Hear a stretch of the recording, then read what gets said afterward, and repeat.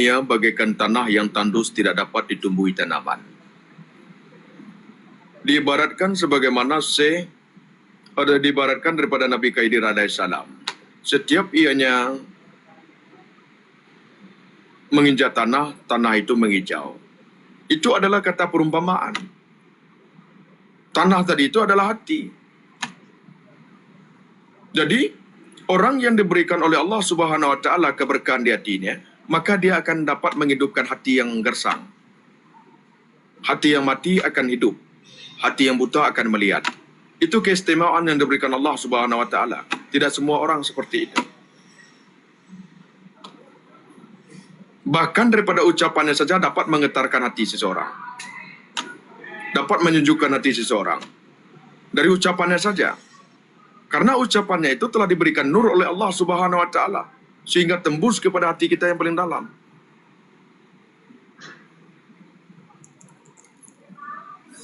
Itu diumpamakan sebagaimana Nabi Khidir tadi itu. Dia melewati tanah yang tandus akan menghijau. Karena apa? Hidup di situ. Hidup hati tadi itu. Jadi itu adalah kata perumpamaan untuk mendekatkan paham bahwa hati yang gersang tadi itu akan hidup apabila bertemu. Bertemu apa? Bertemu dengan hal yang kita cari tadi itu, yang dikehendaki Allah tadi itu. Orang-orang yang seperti Nabi Khidir.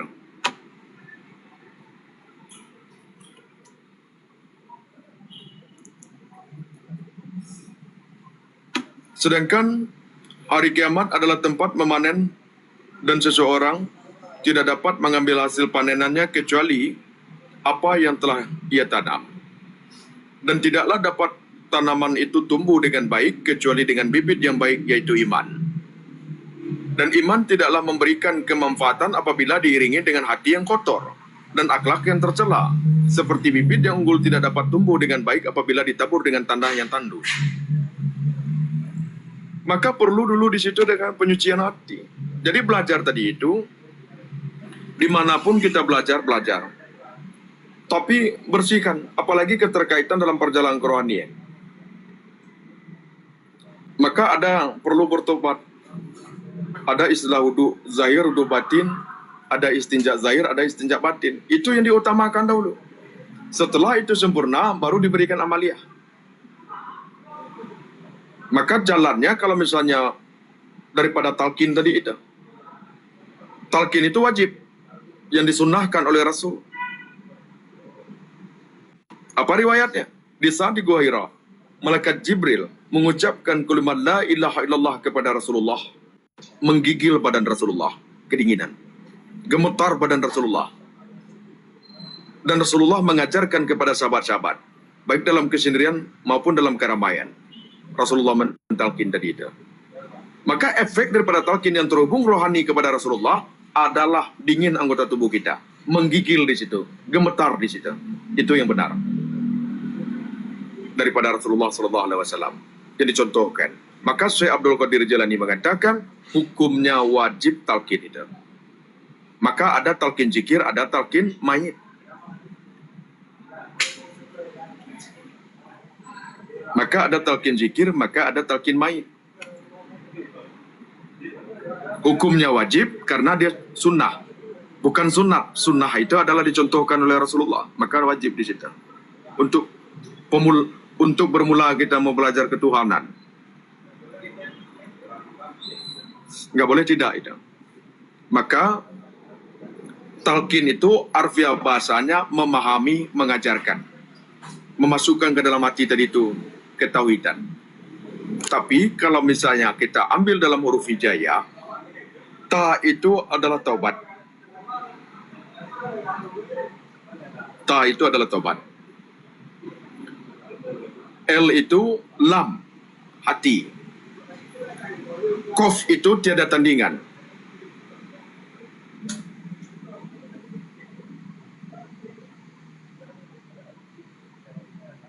Qaf itu tiada tandingan.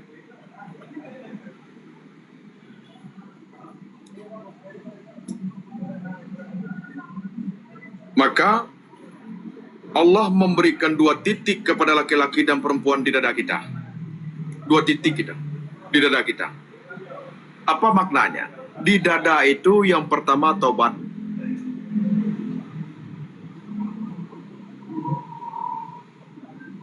Maka awalnya itu tobat. Makom tertua yang dicontohkan oleh Nabi Adam, tobat. Maka Allah menyukai orang-orang yang bertobat dan mensucikan dirinya, tobat. Makom yang tertua. Yang kedua tafakur di sini. Yang ketiga tauhid di dada. Yang keempat tawadu di dada. Yang kelima tawakal. Yang keenam tawajuh. Yang ketujuh takwa. Maka ta di sini. Maka hati itu lapisannya 7, bukan 4, 7. Dalam perjalanan kerohanian itu 7. Dibagi 4 untuk mendekatkan paham. Lapisan hati, kalbu, fuad, sir.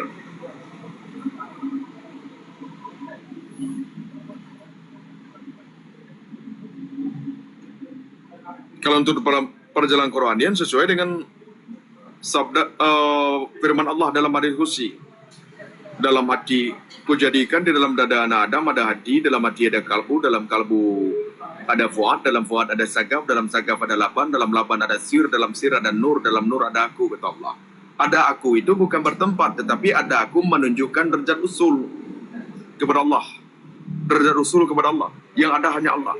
Maknanya apa? Dia tidak bisa berbuat kecuali Allah yang memberikan dianya kekuatan. Dia tidak berilmu kecuali Allah yang memberikan ilmu. Dia tidak melihat kecuali Allah yang memperlihatkan. Itu dikatakan yang ada hanya Allah. Bukan yang lain yang dapat memberikan sebab kepadanya. Hanya Allah yang dapat memberikan bekas kepadanya.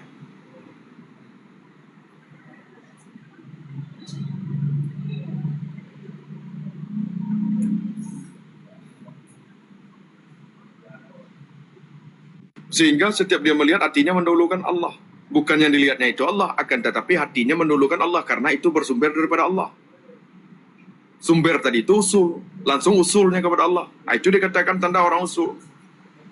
Ketika ianya melihat, hatinya langsung Allah. Ketika ia mendengar, hatinya langsung Allah. Ketika menarik nafas, hatinya langsung Allah. Ketika turun nafas, hatinya langsung Allah. Bergerak jantungnya, hatinya langsung Allah. Gerak tangannya langsung hatinya Allah.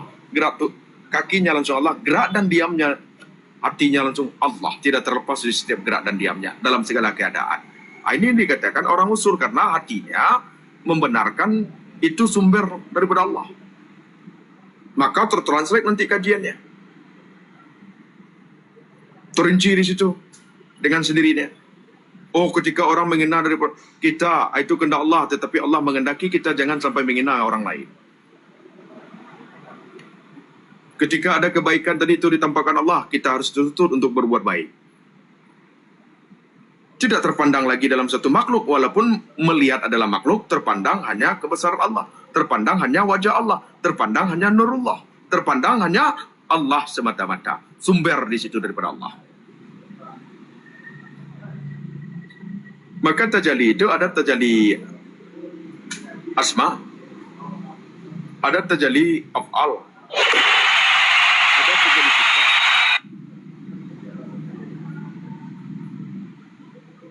Nah, yang dikatakan terjadi zat itu bukan zat menyatu kepada Allah, akan tetapi menunjukkan derajat usul kepada Allah. Contoh pertamanya, maka ketika berzikir tadi itu lapisan pertama itu asma, maka lam kedudukan di hati.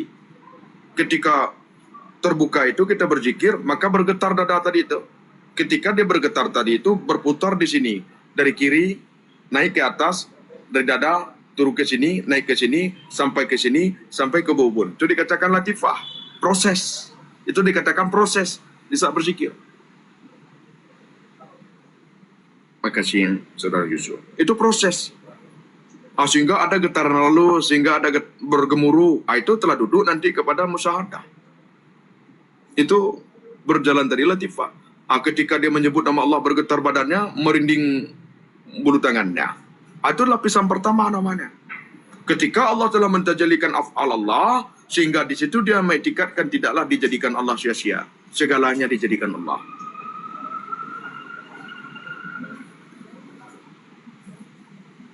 Alam ini adalah bekas daripada perbuatan Allah. Sungguh baik yang dijadikan Allah ini.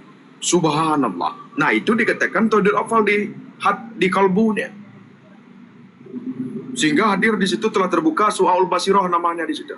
Terbuka di situ, disebut di situ su'aul basirah. Disebut nur akal ataupun daripada ilmu yakin. Itu sama itu.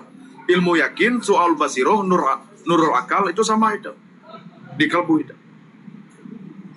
Sama di situ. Sehingga terpandanglah segala sesuatu tadi itu, semuanya itu dijadikan Allah.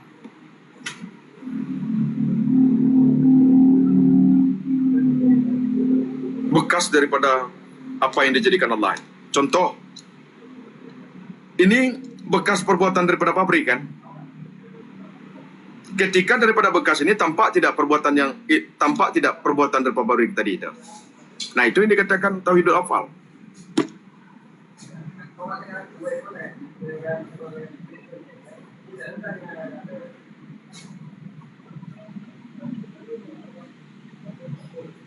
Ketika kita melihat mancis ini dibuat oleh pabrik, telah jadi pabrik ini, korek api ini. Ini bekas perbuatan namanya. Tampak tidak merasakan perbuatan Allah tidak di mancis ini. Dapat tidak merasakan perbuatan Allah di pohon ini. Dapat tidak merasakan perbuatan Allah di matahari ini. Di sekalian alam ini. Dan pada diri kita. Itu tauhidul afal namanya. Karena tidak ada yang dapat menjadikan kecuali Allah. Menjadikan ini adalah afal. Duduk nanti dia kepada sifat. Fu'ad.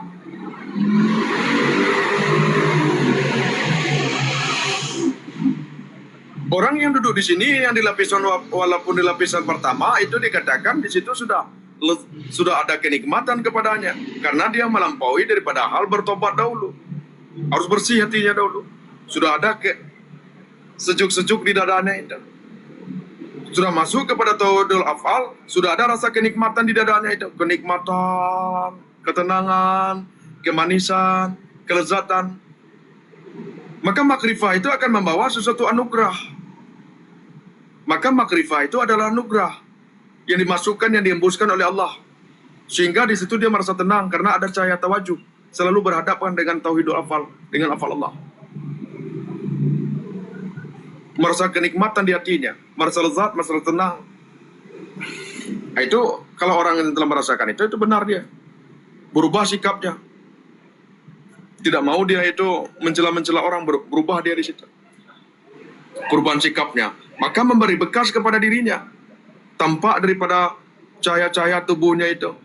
Maksud tampak daripada cahaya tubuhnya itu semakin taat ianya kepada perintah Allah yang melalui jalan daripada Rasulullah. Bukan meninggalkan perintah Allah. Bukan meninggalkan apa yang dibawa Rasulullah. Semakin taat ianya. Itu yang dikatakan membekas kepada hatinya. Terbit nurnya di anggota tubuhnya tadi bercahaya. Pada umumnya ilmu tadi yang dibawanya itu memutih tubuhnya itu.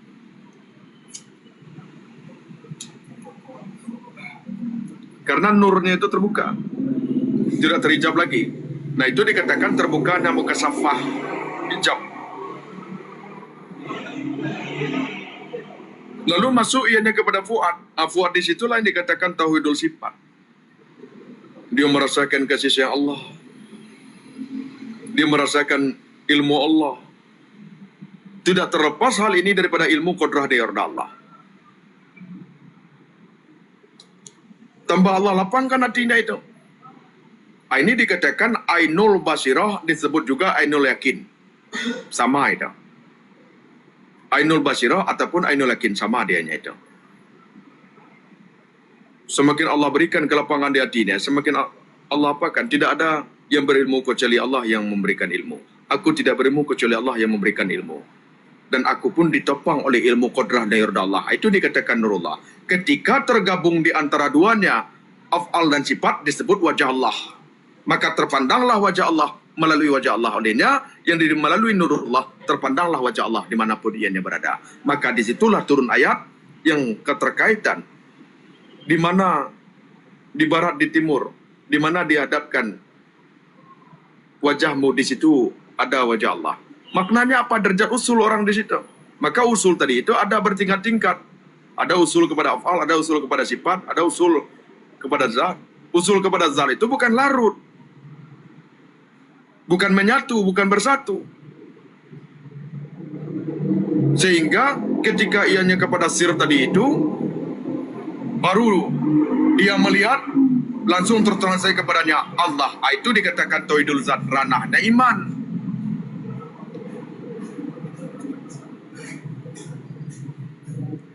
Ranahnya iman. Bukan dirinya Allah, bukan alam itu Allah, tetapi tampak di situ sumber daripada Allah. Tampak tadi itulah basirah. Melihat, ingat sumber daripada Allah. Itu usul namanya.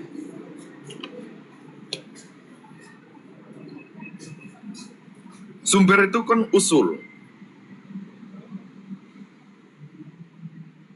Itu dikatakan usul.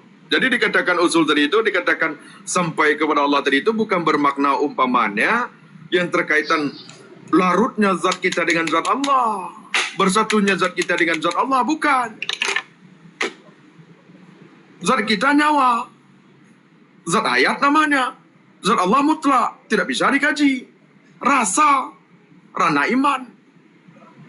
Maka ketika melihat, hatinya Allah. Ketika mendengar, hatinya Allah. Gerak dan diam hatinya Allah.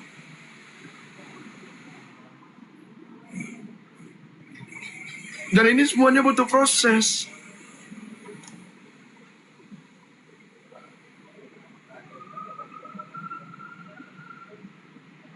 Nah, itu menunjukkan derajat usul. Maka dietikatkan ketika kita melihat pohon, hati mengucap dengan sendirinya Allah. Bukan pohon Allah, tetapi bersumber daripada Allah. Etikatkan cepat pohon panah yang hakikinya Allah. Untuk tidak menjisimkan, menjirimkan, menjorkan Allah kepada pohon ini. Cepat etikatkan. Ketika kita melihat pohon, hati Allah. Ketika kita mendengar Allah, kita telah tahu etikatnya. Pohon itu fana, yang hakikinya Allah. Sudah. Maka hati itu sibuk Allah, Allah, Allah. Ya, untuk melancarkan perjalanan Quran yang tadi itu harus butuh pembimbing. Untuk mengarahkan tadi itu. Karena dalam perjalanan tadi itu ada godaan. Pertama godaan, yang kedua penyakit, yang ketiga batasan, yang empat cara mengobatinya, yang kelima lintasan. Harus paham di situ. Dan ada nanti dijumpai dengan cahaya-cahaya. Ada cahaya yang keterkaitan waridat ilaiyah, ada cahaya amal, ada cahaya nafsu, ada cahaya godaan. Harus paham di situ. Kalau tidak paham tergelincir nanti. Ketika dalam perjalanan diperlihatkan korma-korma kepada kita, diperlihatkan diberikan oleh Allah. Jangan takjub di situ, jangan terhenti di situ. Nah, ketika perjalanan itulah yang dapat diketahui. Oh, bisa kita mengobati orang, bisa ini. Jangan terlena di situ dulu. Bisa kita mendengarkan ini, bisa kita melihat ini. Jangan terlena di situ dulu karena diperlihatkan. Jangan terlena dengan apa yang diperlihatkan, tetapi takjublah dengan siapa yang melihatkan tadi itu. Allah. Tujuankan kepada Allah. Maka tidak boleh terhenti di sana. Jadi proses-proses itu bukan hanya sebatas kita sehingga banyak komal atau banyak guru, bukan itu. Bimbingan itu cukup satu tetapi matang. Guru itu ratusan boleh, tetapi pembimbing satu. Pembimbing itu yang dicari, yang betul-betul paham, yang telah berjalan di sana. Bagaimana orang buta yang untuk menunjukkan orang yang berjalan, sementara dia buta? Nah, itu yang tidak benar.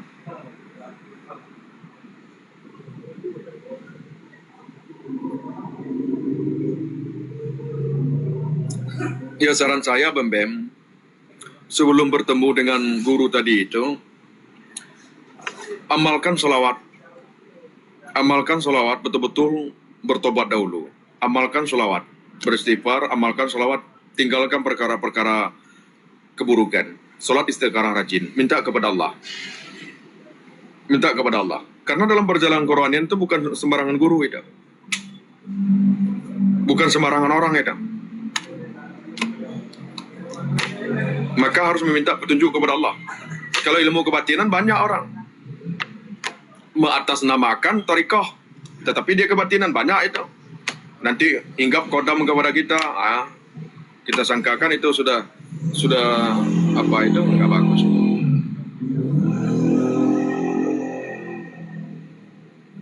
Begitu Bem-Bem ya.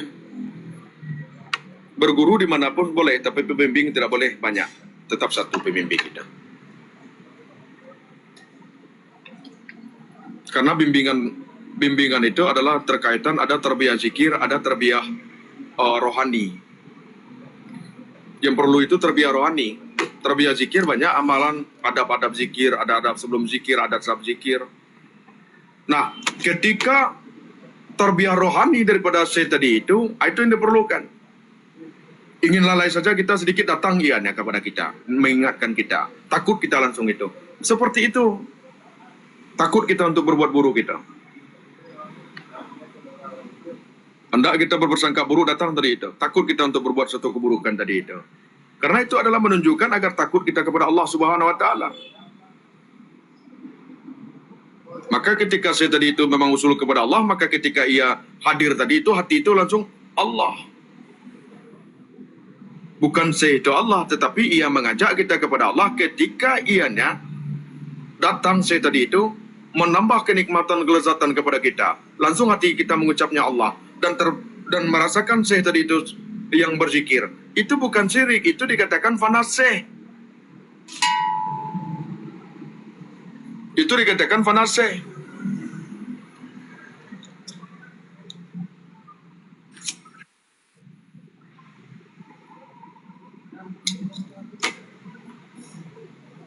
Itu dikatakan fanaseh.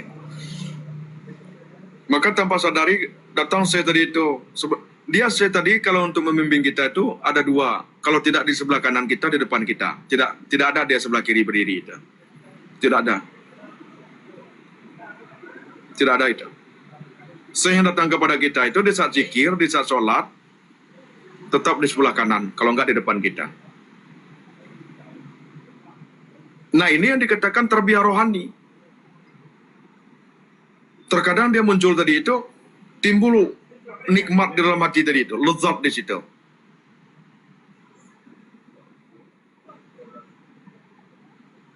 Izin Bu ya, tapi kalau saya kemarin Ibu ya munculnya sebelah kiri tapi lari ke kanan Bu ya.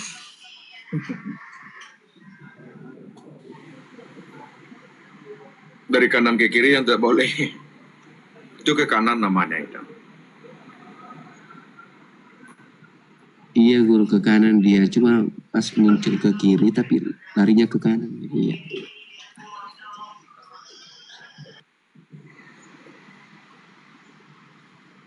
Iya. Nah itu fanaseh dia. Orang yang fanaseh itu di awalnya itu, yang pertama itu adalah, bahkan dia melihat pertama satu C-nya. Yang kedua itu menjadi 3. Yang ketiga itu akan menjadi 7. Siap itu di sekelilingnya itu C-nya semua. Banyak di situ. Sehingga ketika ia melihat apapun C-nya yang nampak. Itu fanaseh namanya itu. Fanaseh namanya itu.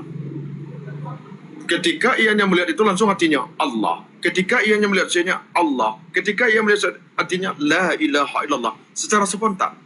Karena mengajak usul kepada Allah Subhanahu wa taala. Mengajak usul kepada Allah Subhanahu wa taala. Maka dikatakan dahulu kedatangan saya tadi itu merupakan cahaya Allah. Merupakan daripada cahaya Allah. Maka tampaklah kebesaran Allah di setiap sesuatu. Jadi jangan takjub. Jangan takjub. Tetapi takjublah dengan Allah. Takjublah dengan kebesaran Allah. Jadi orang yang tidak berjalan di sini, dia tidak akan paham. Disangkanya jin. Kalau jin, kalau jin itu ada tanda-tandanya. Memanas kepada dalam tubuh kita. Kudu kita itu berat. Memanas ke anggota tubuh kita itu, panasnya itu berbeda. Sampai telinga kita itu panas. Sama dengan kodam. Kalau murni, badan kita itu nikmat, lezat, dingin menggigil batang tubuh kita itu. Itu murni. Itu perbedaannya.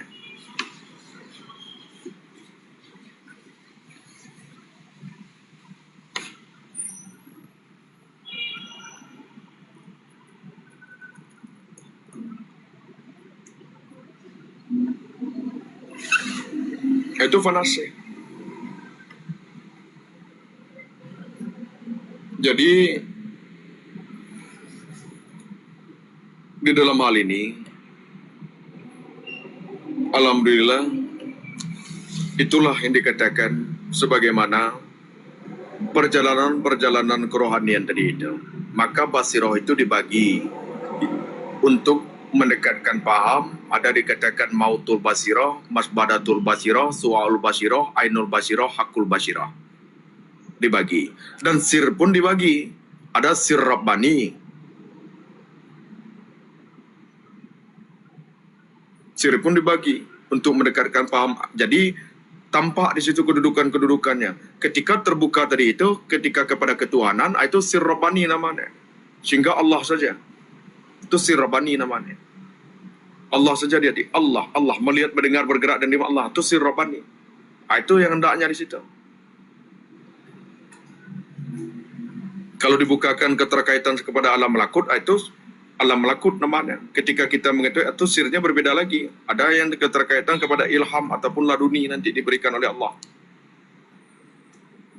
Tanda laduni diberikan Allah tadi itu, maka di situ dada itu, kepala itu rasanya terbelah, dada itu rasanya terbelah, mengalir saja ilmu itu terurai dengan sendirinya. Dia terurai itu bukan mengurai dia dalam sesuatu hal sebagaimana biasa saja, tetapi nikmatnya berbeda dan bahagianya berbeda di hati itu. Sangat lezat gitu. Terurai, terinci dengan serinci-rincinya, sedetilnya itu. Pernah kita belajar dulu itu, ada yang tertolak itu. Ada yang tertolak. Ada yang tertolak. Ada yang diterimanya, ketika diterimanya tadi itu terurai dengan sendirinya. Lezat di situ. Gak bisa diungkapkan kelezatan, kemaniskan, kebahagiaannya itu. Terinci dengan baik. Yang tidak lari daripada Al-Quran, Sunnah, dan kesepakatan ulama. Dan menumbuhkan karakter yang tawadu kepada seseorang tadi itu. Maka orang yang berilmu laduni itu, dia ikhlas, tawadu. Itu karakternya. Karena menumbuhkan di situ di hatinya. Tidak ada dia sembrono-sembrono orangnya itu. Tidak ada berbicara itu, tidak ada yang sia-sia itu. Hanya bermanfaat saja yang keluar di mulutnya itu. Karena apabila apa, bisa tercabut. Makrifah pun bisa tercabut. Rahmat pun bisa tercabut. Keberkahan pun bisa dicabut. Iman pun bisa dicabut. Karena pemberian daripada Allah. Maka untuk mempertahankannya tadi itu, senantiasa bertobat dan selalu zikir dan jauhi segala apa yang diharamkan Allah. Ikutilah jalan Rasulullah SAW untuk mempertahankannya. Jangan sampai dicabut. Jangan sampai kita tinggi hati, merasa lebih baik, merasa wali Allah. Jangan. Kita bukan siapa-siapa. Maka dalam godaan tadi itu, dalam perjalanan Quranian, kalau tidak ada bimbingan, maka di hati tadi akan berkata itu, wah, kamu telah usul kepada Allah, kamu telah baik, telah beribadah kepada Allah, kamu sesungguhnya wali Allah. Jangan benarkan. Itu tipu daya setan itu. Nggak boleh. Jangan benarkan. Nanti merasa wali Allah, nggak ada itu. Apalagi menjadi Imam Mahdi, merasa Imam Mahdi, kenal saja. Imam itu diartikannya pula, imam itu adalah pemimpin, Mahdi itu adalah petunjuk. Berarti imam yang dapat petunjuk, berarti hati yang dapat petunjuk. Bermakna saja Imam Mahdi dong. Banyaklah Imam Mahdi yang ugal-ugalan, Imam Mahdi yang imitasi. Karena tipu daya setan itu. Sedangkan Imam Mahdi itu dia tidak mengetahui dia Imam Mahdi. Orang yang mengakui Imam Mahdi itu sebenarnya bukan Imam Mahdi. Kedustaan di atas tipu daya nafsu dan setan tadi itu di hatinya. Dan begitu juga orang yang mengaku wali tadi itu. Maka di Komal-Komal dia kadang-kadang ada reunian, diangkatnya wali kutub, ini wali abdal, ini wali martia. Ya reunian dia, pura-pura dia di situ baik-baik. Itu tindakan kemunafikan, bukan itu. Wali itu tidak begitu karakternya. Nah, itu yang seringkali dilanda seseorang dalam perjalanan kerohanian itu merasa wali Allah. Merasa telah hebat. Merasa telah suci. Nah, ini tipu daya setan, tidak perlu kita benarkan. Maka dalam akhir kalam kita jangan merasa wali dan arifillah. Jangan merasa diampuni. Jangan. Waalaikumsalam. Itu dalam perjalanan kerohanian itu tipu-tipu daya setan itu sangat banyak. Sangat banyak.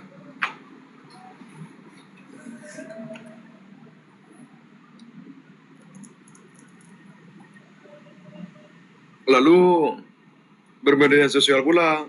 Oh, kami kan sudah tingkat wali, tidak perlu lagi sholat, tidak perlu lagi puasa. Astagfirullahaladzim.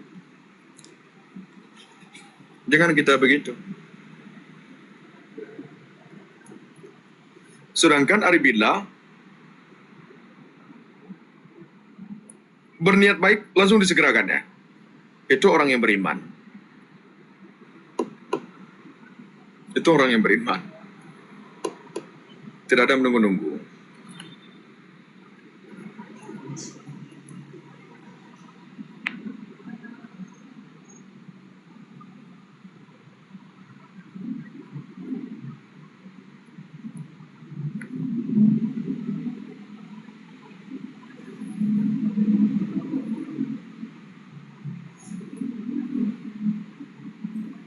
Nah, itulah yang keterkaitan kepada perjalanan-perjalanan kerohanian.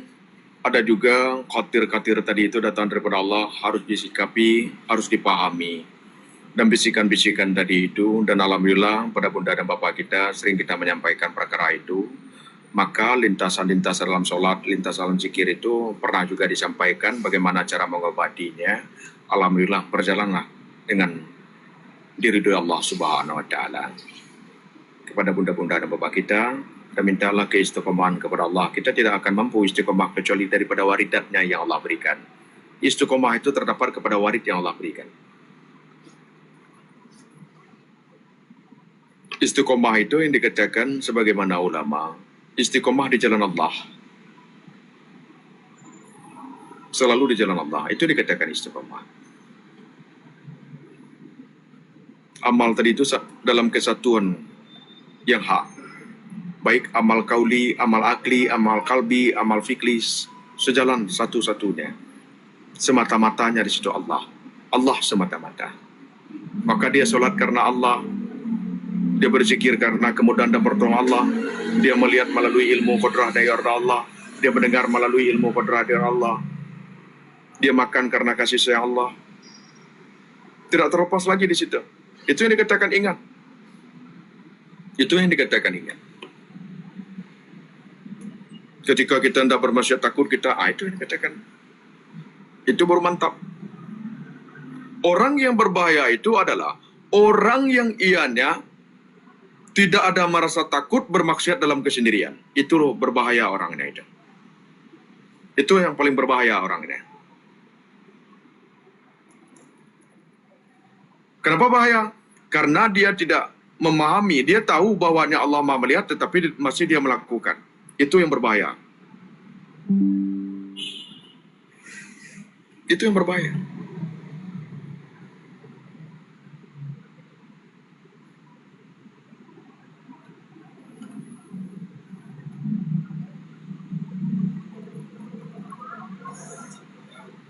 Maka daripada itu, rasa takut tadi itu yang perlu tumbuh. Maka Aribillah mengatakan, salah satu Aribillah mengatakan, orang tanda-tanda bermakrifah kepada Allah itu takut kepada Allah. Takut yang tadi itu takut bermaksiat, baik dalam keramaian, baik dalam kesendirian. Takut ianya bermaksiat zahir, bermaksiat batin. Karena Allah Maha mengetahui. Itulah amalan hakikat. Muraqabah, musyahadah, dan makrifah. Amalan hakikat itu. Itu amalan hakikat.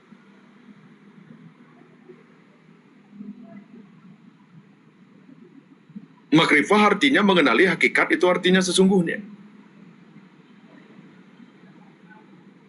Thariqah itu adalah sesuatu hal yang katakan jalan. Berjalan lalu mengenali dapat sesungguhnya. Nah itu hakikatnya. Maka amalan hakikat itu muraqabah, musyahadah, dan makrifah. Itu amalan hakikat. Amalan daripada thariqah, tobat, ikhlas, tumaninah.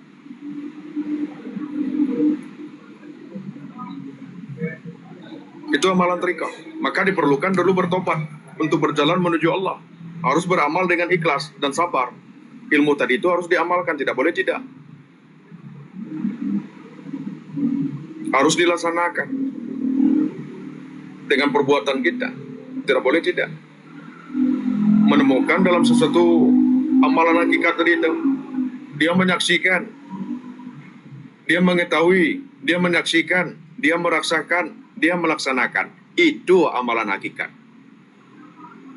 Merasakan tadi itu makrifah, menyaksikan tadi itu musyahadah, melaksanakan tadi itu takwa, maka sempurna ianya di situ. Itu dikatakan kamil. Kamil itu adalah kamal, kamal itu dikatakan sempurna.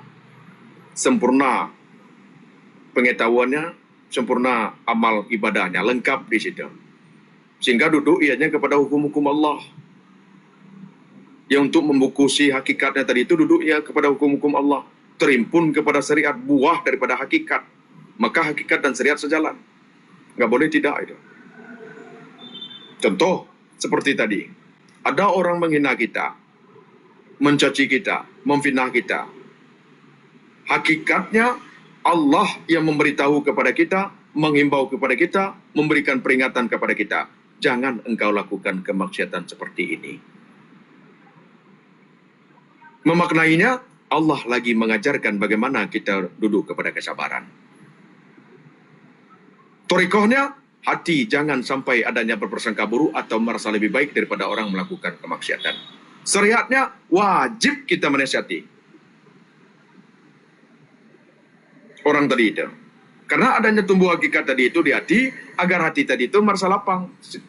Karena hati mengadab, maka tumbuh adab. Beradab kepada orang yang menghina kita tadi itu dalam menegurnya. Tidak boleh kita biarkan. Kalau kita biarkan, sama kita pelaku maksiat.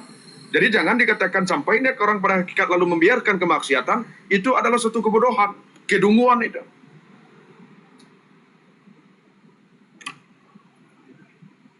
Ini yang dikatakan Imam Ghazali tadi. Di dalam sarahan kitab bab ridha. Itu adalah suatu kebodohan.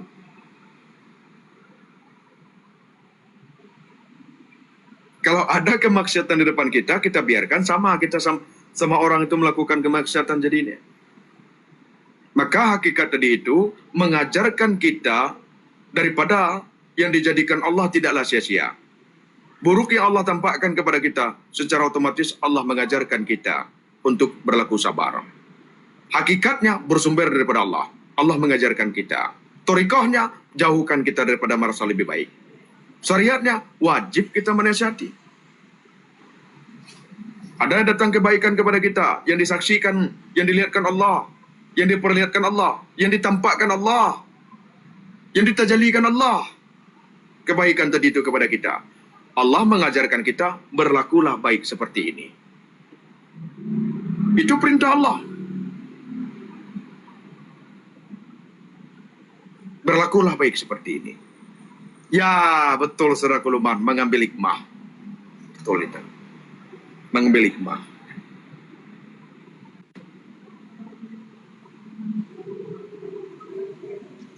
Mengambil hikmah daripada hal itu. Datang kepada diri kita, jangan juga dikatakan Allah memberikan nafsu, Allah memberikan akal, Allah memberikan ilmu, agar kita ada nur di sana, dapat membedakan antara hak dan yang batil, dapat membedakan kafir tadi itu daripada Allah, daripada malaikat, daripada nafsu, daripada setan. Kalau tumbuh daripada diri, jangan dikatakan, oh berzina Allah, itu berbahaya itu, nggak boleh itu, memperolok-olok Allah namanya begitu. Yang ridha itu adalah kelapangan yang diberikan Allah yang didatangkan. Kalau tumbuh kepada diri kita itu namanya jihad. Berjihad kita melakukan suatu keburukan tadi itu. Allah tidak menghendaki kita benci. Allah tidak menghendaki kita melakukan suatu keburukan. Kenapa kita katakan itu? Sumbernya daripada Allah. Allah menguji diri kita. Sanggup tidak kita berjihad tadi itu. Memahami bagaimana ujian daripada Allah yang tumbuh daripada dalam tadi itu. Ujian daripada Allah yang tumbuh daripada luar tadi itu. Sehingga kita aman dalam berakidah, aman dalam bertasawuf, aman dalam fikih. Tidak mensamaratakan semuanya. Maka di situ Allah memberikan waridat ilaiyah, cahaya tawajuh, cahaya iman, cahaya inayah, cahaya akal. Allah memberikan ilmu agar kita mengerti, agar kita paham yang mana hak, yang batil, yang mana khalik, yang mana makhluk. Itu orang yang arif.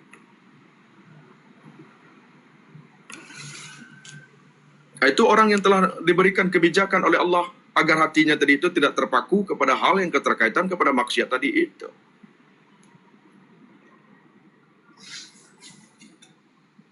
Yang baik diridhoi Allah, yang buruk dimurkai Allah. Kalau datang dari luar, itu adalah takdir Allah.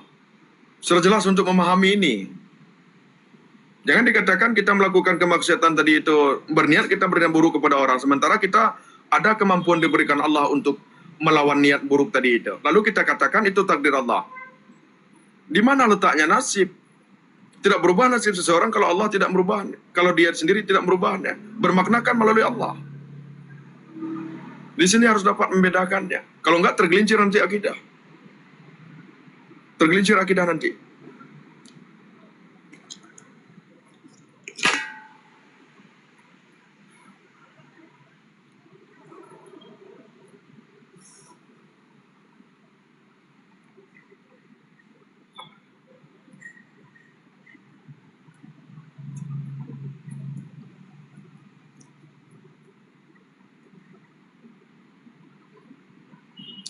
Jadi, khauf ini rasa takut kepada Allah itulah yang harus tumbuh. Kadang khauf ini dalam satu kehidupan ada juga. Khauf dalam kehidupan, takut kita melihat seseorang tadi itu karena ada trauma, ada juga. Ada takut kita melihat binatang, ada juga. Itu dikatakan takut kepada makhluk Allah. Itu adalah rendah iman tadi itu.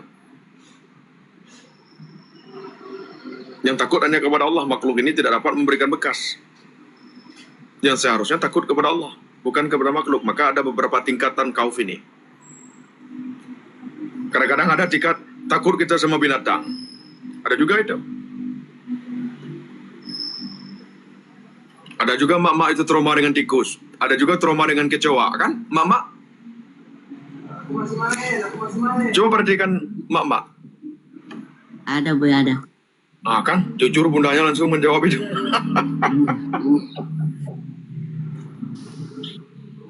Jangan takut. Ditingkatkan yang makhluk tadi itu tidak dapat memberikan bekas. Jangan takut.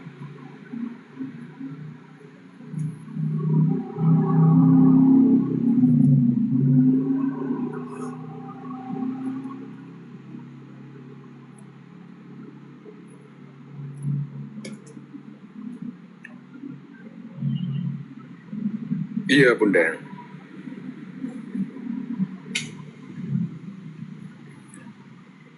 Tadi kan telah dijelaskan Bembeng, itu yang datang kepada kita dari luar. Orang menghina kita, orang yang berbuat baik kepada kita. Harus dapat membedakannya.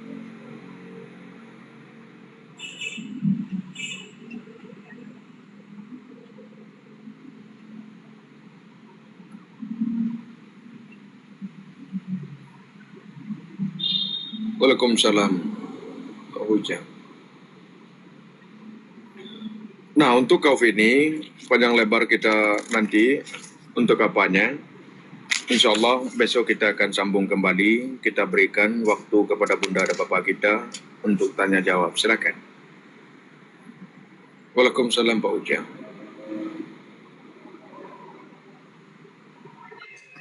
Assalamualaikum Buya. Assalamualaikum saudaraku yang ada kumal gue. Izin nanya Buya. Assalamualaikum warahmatullahi wabarakatuh. Saya izin nanya Buya, pada saat saya berselawat atau berzikir, yang saya rasakan kayak ada yang air mengalir itu di telinga dua-duanya nih Buya. Itu enggak, kenapa itu Buya ya? Setiap saya berzikir merasakan nikmat itu. Rasakan nikmat itu, air yang mengalir itu di telinga ya. Itu tanda dibukakan kasaf yang keterkaitan kita dapat mendengarkan orang dari jauh itu. Dapat mendengarkan orang yang berbicara tentang kita daripada kejauhan, dapat kita mendengarkannya itu. Nah, tapi tujuan kita bukan itu. Tujuan kita bukan itu. Nah, yang dikatakan tadi ada dua. Selawat tadi itu menjembatani. Mesra di situ dapat memesrakan, dingin. Dingin.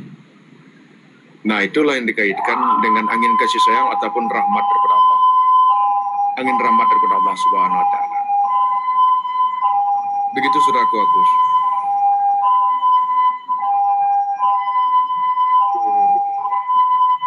Jadi jangan tujuan kita kepada hal yang didengarkan dari jauh itu bukan tujuan.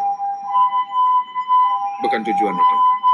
Tetapi kalau hadir dengan sendirinya seperti air mengalir tadi itu, maka itu merupakan sesuatu hal yang dikaitkan. Dia seperti air mengalir, sebab itu dada kita sejuk dan badan kita dingin. Itu angin kasih sayang namanya, saudaraku. Nah itu juga gitu, Guru. Setiap Angin ada rahmat. kenikmatan itu, Rahmat setiap itu. ada kenikmatan itu. Oh iya kan. Hembusan rahmat ataupun angin tawajuh disebut di situ. Dikatakan angin tawajuh, angin kasih sayang atau angin rahmat.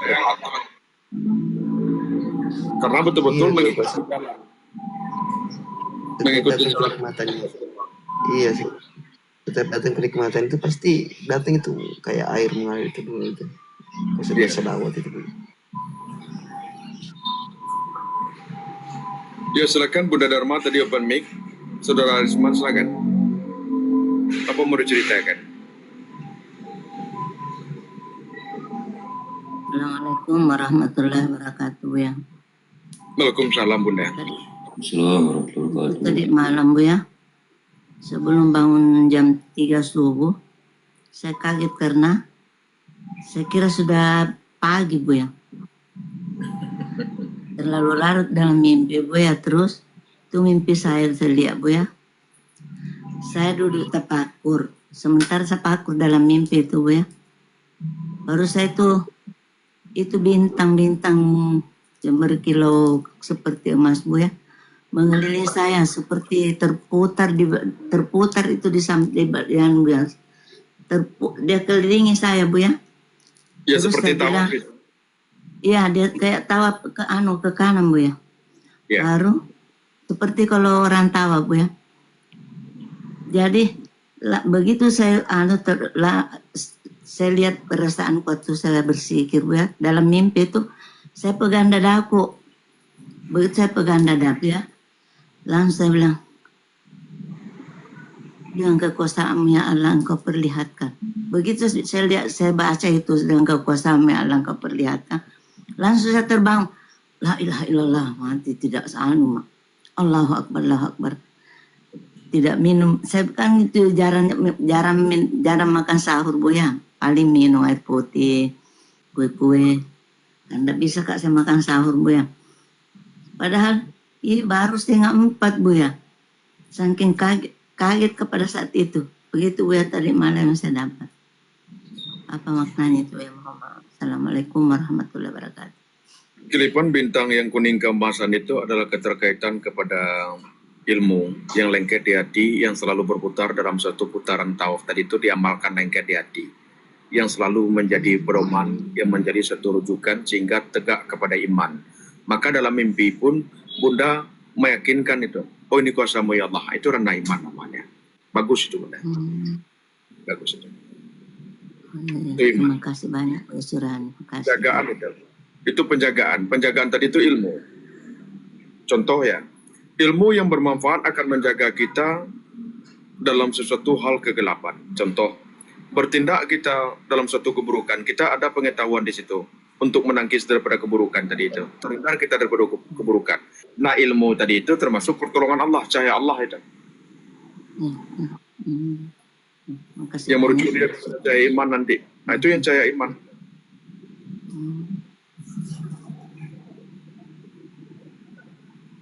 Begitu Bunda. Terima kasih banyak ya. Ya silakan Saudaraku Arisman.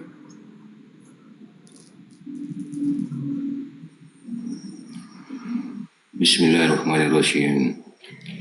Alhamdulillah rabbil alamin, wassalatu wassalamu ala anbiya'i wal mursalin wa ala alihi wa ashabihi ajmain, amma ba'd.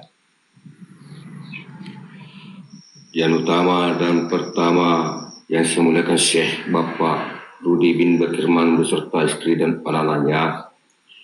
Semoga beliau bersama keluarga dan anak-anaknya selalu disihatkan oleh Allah Subhanahu wa taala. Amin. dan kaum muslimin dan muslimat jemaah MTS Sakria yang dirahmati oleh Allah Subhanahu wa taala.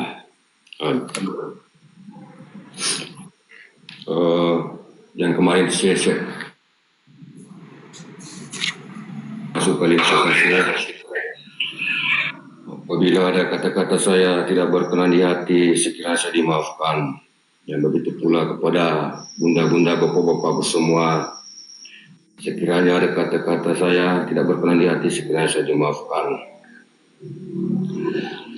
Karena sejatinya di sisi Allah saya bukan siapa-siapa dan bukan apa-apa. Begitu pula kepada di hadapan Syekh Bapak Rudi bin Bekirman beserta istri dan anaknya, saya bukan siapa-siapa dan bukan apa-apa.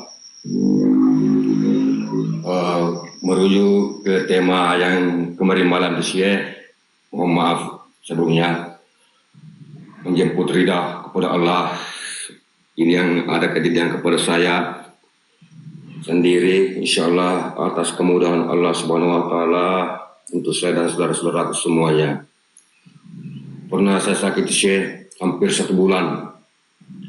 Mamanya sudah atau ibunya anak-anak sudah mendaftarkan saya di klinik atau rumah sakit Syekh, sudah ada nomor antrian. Saya bilang saya tidak mau ke sana, saya tidak mau ke rumah sakit. Dengan izin Allah Subhanahu wa taala, saya langsung melaksanakan mandi taubat sesuai apa yang diarahkan oleh Syekh Bapak Rudi atau yang dibiasakan oleh Syekh. Cara sholat mandi taubat itu Syekh. Setelah saya mandi taubat dengan izin Allah Subhanahu wa taala, masih saya merasakan sakit itu Syekh. Ya Allah ya Tuhanku, saya berdoa bagi Syekh. Ya Allah ya Tuhanku, kalau sakit ini untuk mengingatmu atau engkau mengingat kepada hamba-Mu yang penuh dosa ini atau mempunyai dosa, ampunilah saya Allah. Seketika itu Syekh, mungkin ada 1 jam dengan izin Allah Subhanahu wa taala langsung saya sembuh Syekh. Mohon maaf. Langsung saya sembuh dengan izin Allah Subhanahu wa taala. Jadi saya batalkan itu nomor antrian di rumah sakit itu. Saya tidak jadi ke rumah sakit dengan izinnya.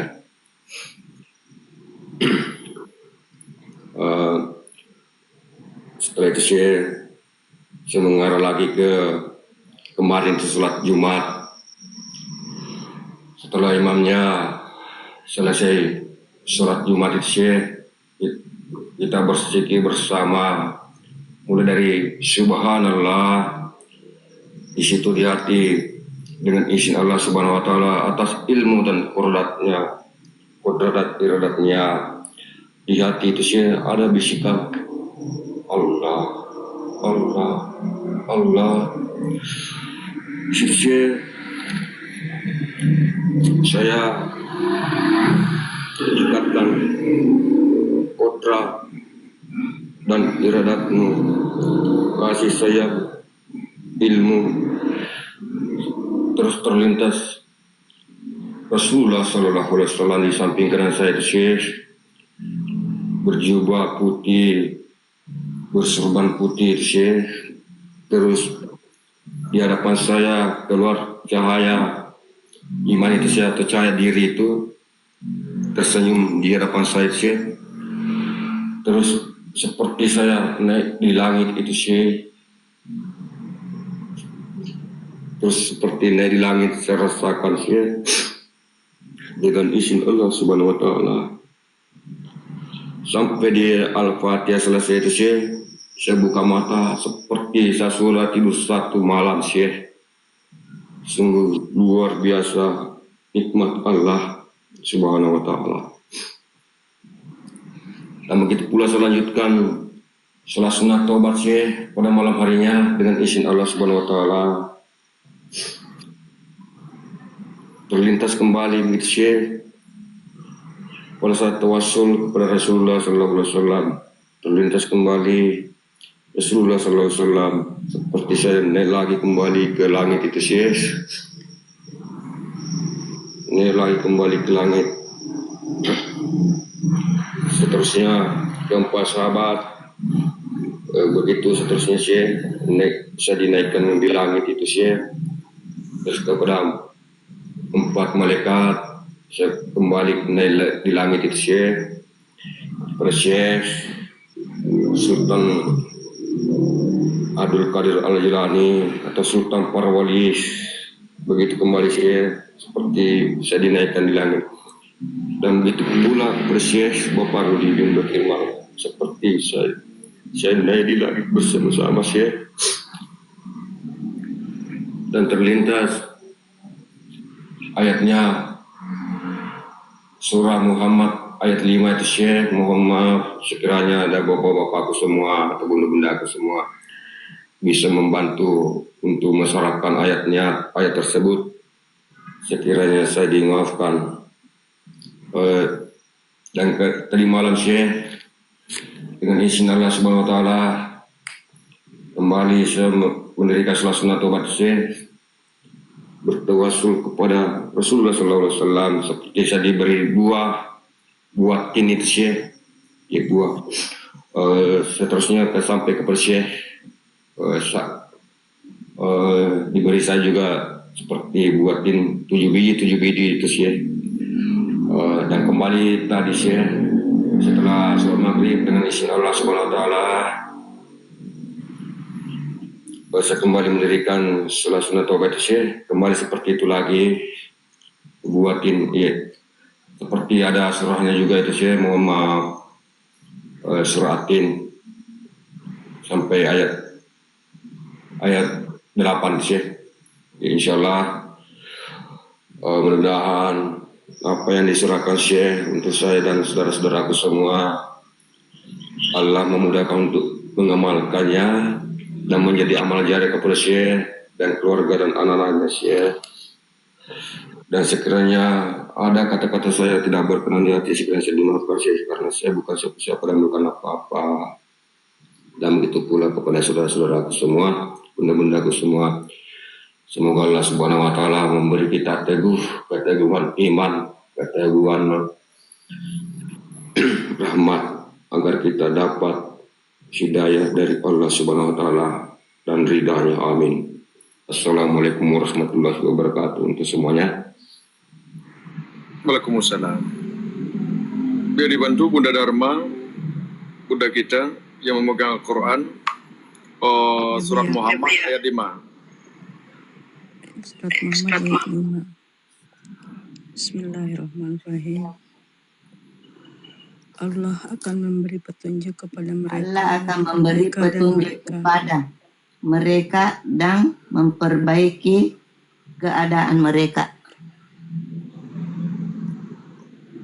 Nah, surah Bunda ayat kecil. Allah memberikan petunjuk kepada mereka. Itu Dan adalah memperbaiki keadaan mereka. Dan memperbaiki keadaan mereka. Itu adalah sesuatu yang daripada Allah Subhanahu wa taala. Mereka ini adalah orang-orang yang dikehendaki Allah. Maka petunjuk itu dikatakan hidayah. Petunjuk itu adalah dikatakan hidayah.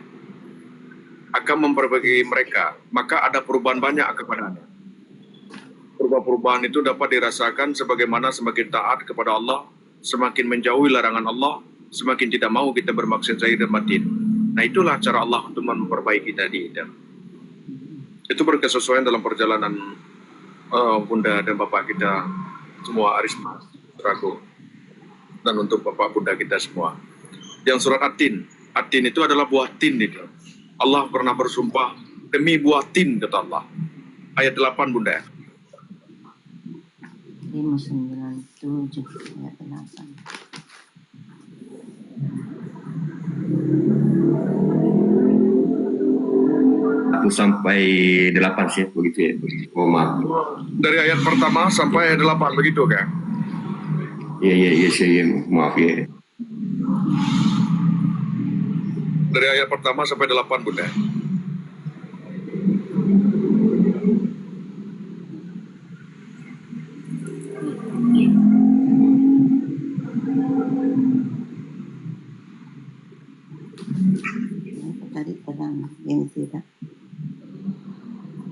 Atin, buah tin itu. Atin itu artinya buah tin. Allah pernah bersumpah demi buah tin.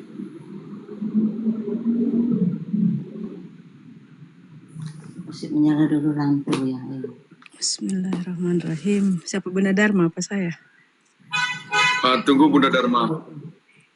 Siapa ini? Bunda kita lagi semangatnya ini. Silakan. Ya. Bismillahirrahmanirrahim. Demi buah tin dan buah zaitun, demi gunung Sinai dan demi negeri Mekah yang aman ini, sungguh kami telah menciptakan manusia dalam bentuk yang sebaik-baiknya. Kemudian kami mengembalikan dalam tempat yang serendah-rendahnya, kecuali orang-orang yang beriman dan mengerjakan kebajikan, maka mereka akan mendapat pahala yang tidak ada putus-putusnya. Maka apa yang menyebabkan mereka mendustakanmu tentang hari pembalasan setelah adanya keterangan-keterangan itu? Bukankah Allah Hakim yang paling adil? Sadaqallahul Azim. Maha benar Allah dengan segala firman-Nya. Terima kasih Bunda Alit dan terima kasih Bunda Dharma. Itulah yang Allah menjadikan dalam bentuk manusia sempurna dan Allah memberikan ianya yang keterkaitan yang serendah kecuali orang-orang yang beriman, orang-orang yang diangkatkan Allah Subhanahu wa taala. Buah itu adalah pahala yang diberikan Allah. Buah itu yang diberikan itu adalah pahala, saudaraku. Dan buah tadi itu berbuah ianya kepada kenikmatan, kemudahan, kelezatan, kebahagiaan dan ketenangan. Maka lintasan yang keterkaitan kepada pengangkatan tadi itu, pengangkatan itu adalah kenaikan itu dikatakan mikraj.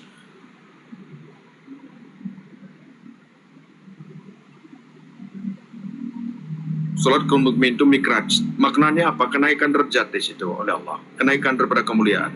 Yang dimuliakan Allah. Itu kenaikan. Maka ditinggikan. Ditinggikan oleh Allah Subhanahu wa taala. Ditinggikan derajatnya. Orang-orang yang mengamalkan ilmu, orang-orang yang jujur ianya dalam berilmu tadi itu adalah orang yang mengamalkannya. Menjauhi daripada segala larangan, mengikuti segala yang kewajiban. Yang sebagaimana Rasulullah Sallallahu Alaihi Wasallam pernah ditanya oleh sahabat, "Ya Rasulullah, apa tanda-tanda daripada ahli surga?" Maka Rasulullah mengatakan, yang pertama adalah dia menjauhi segala yang diharamkan Allah, mengikuti apa yang diwajibkan oleh Allah. Itulah tanda-tanda ahli surga. Tujuan kita di dalam hal ini tidaklah kepada ujub dan riya. Segala yang Allah berikan, segala yang Allah adakan tentu ada manfaatnya kepada kita. Orang-orang yang beriman Allah tempatkan ianya kepada amal baik dan amal buruk. Maka dalam Al-Quran dikatakan sijin dan aliyin. Tetapi bagi orang-orang yang beriman Allah berikan kenikmatan, Allah berikan kebahagiaan, Allah berikan kelezatan, kemanisan. Itulah dikatakan jannah. Maka jannah tadi itu ada yang Allah segerakan, ada Allah janjikan. Yang Allah segerakan dalam bab ianya mematuhi segala perintah Allah, mengikuti daripada jalan Rasulullah, maka Allah segerakan kenikmatan kepadanya, kelezatan kepadanya, kenikmatan kepadanya, kebahagiaan kepadanya, ketenangan kepadanya. Di dalam hatinya itu tenang saja. Nah itulah surga yang Allah anugerahkan kepadanya. Baik ianya dalam kesempitan tetap hatinya itu tenang, baik yang dalam keadaan kelapangan tetap hatinya itu tenang. Itu namanya surga yang Allah anugerahkan kalau bab keterkaitan kepada ilmu yang bermanfaat disebut ianya makrifah. Maka wali Allah pernah dia meminta kepada Allah. Karena kenikmatan-kenikmatan orang yang bermakrifah itu tiada dapat ditukar dengan apapun. Maka wali Allah meminta, walaupun ianya telah bermakrifah kepada Allah, tingkatan makrifah itu banyak. Maka dia meminta kepada Allah, "Ya Allah, ya Tuhanku, berikanlah kemakrifatan di saat aku sakaratul maut, ya Allah."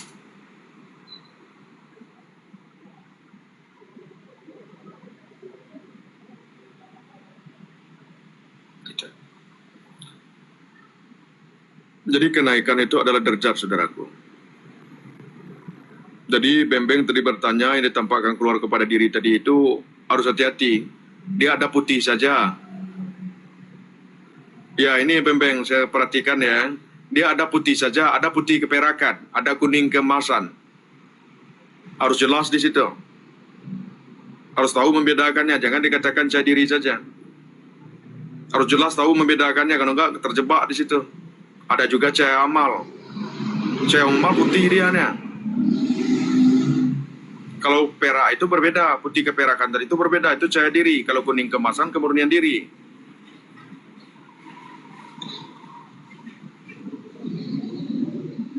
Cahaya amal itu, kalau putih cahaya amal.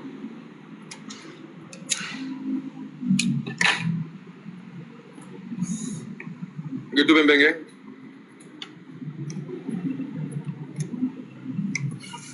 Jadi untuk menyikapinya, walau apa di situ, tambah taat, beriman Bembeng, tambah taat kepada perintah Allah.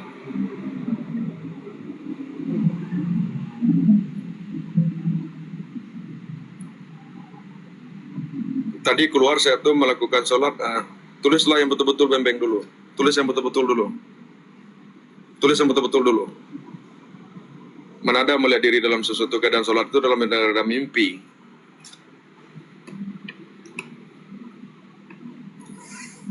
Ada berputar itu pertanyaannya itu.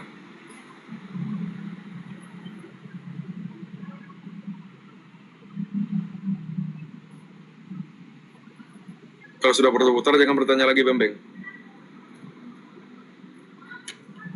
Tadi keluar siapa tuh sholat lagi.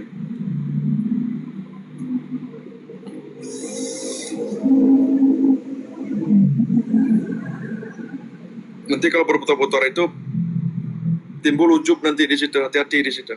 Berputar-putar pertanyaan seperti itu. Harus ditekankan di situ. Kalau berputar bertanya tadi itu. Kadang-kadang ada nafsu juga. Waalaikumsalam Bapak Nusantara. Dia orang yakin itu nggak ada berputar-putar, berapa belit nggak ada.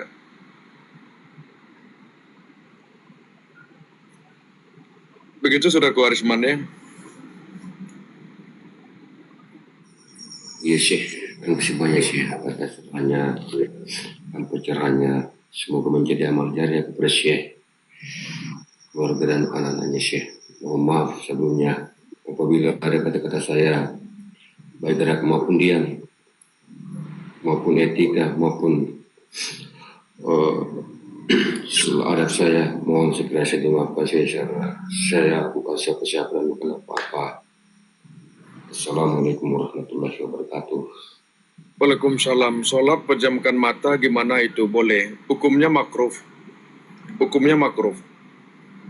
Jadi dia makruhnya begini ya. Ketika ada yang menghalangi kita, membawa kita kepada sesuatu hal tidak konsentrasi kepada sholat, lebih baik difokuskan. Lebih baik difokuskan. Untuk menambahkan kekusukan, untuk menambahkan apa, lebih hukumnya di situ boleh. Bukan makruh lagi. Boleh diperbolehkan. Begitu saudaraku share diperbolehkan. Ada yang lain mengatakan makruh, ada yang diperbolehkan.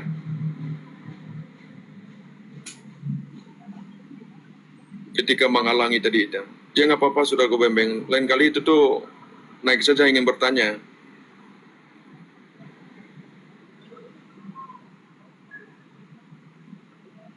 Gak apa-apa Bembeng, hati-hati nanti lain kali bertanya, tulis saja secara singkat. Maka sebelum bertanya tadi itu pikirkan dahulu sebelum menulis, biar nggak pelit-pelit.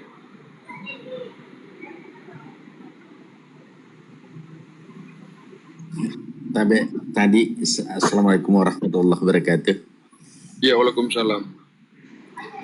Pertanyaannya tadi kayak seperti pada saat sholat tubuhnya keluar melihat dirinya sholat. Itu pertanyaannya tadi. Jadi saya bilang selama ini kan dalam riwayat Rasulullah kan tidak pernah kita dengar seperti itu. Yang ada adalah menyatunya jasad dan ruh dalam jiwa dalam sujud. Nah, mungkin ini fenomena lain yang dia alami oleh saudara Bembem tubuhnya keluar satu, menyaksikan sholat dirinya. Seperti itu tadi, Ibu ya.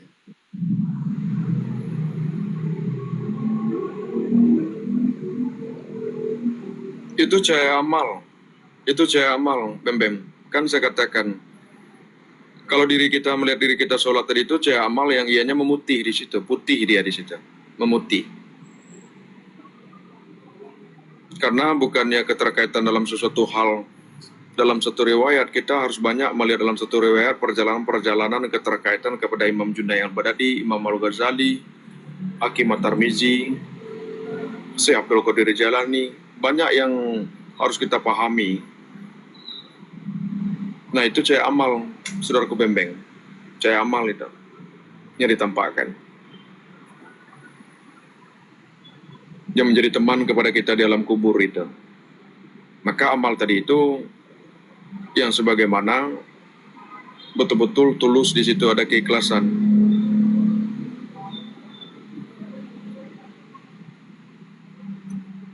Dan seperti Bunda Dharma tadi itu cahaya iman itu yang ditunjukkan, yang dilintaskan.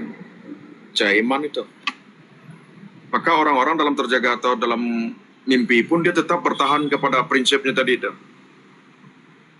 Ini adalah kebesaranmu ya Allah. Nah, itu dikatakan iman itu. Itu ranah iman namanya itu. Surah Bembengnya.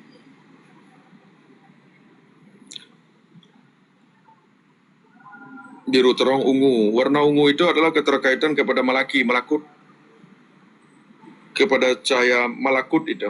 Nanti akan dibukakan oleh Allah Subhanahu wa Ta'ala. Maka diberikan gambaran kepada cahaya malakut. Biru tua, ada biru muda. Biru muda itu terkaitan kepada nafsu. Sedangkan merah itu terkaitan kepada amarah. Sedangkan biru tua itu adalah dalam konteks perjalanan rohani, itu ada dikatakan wilayah ataupun tingkat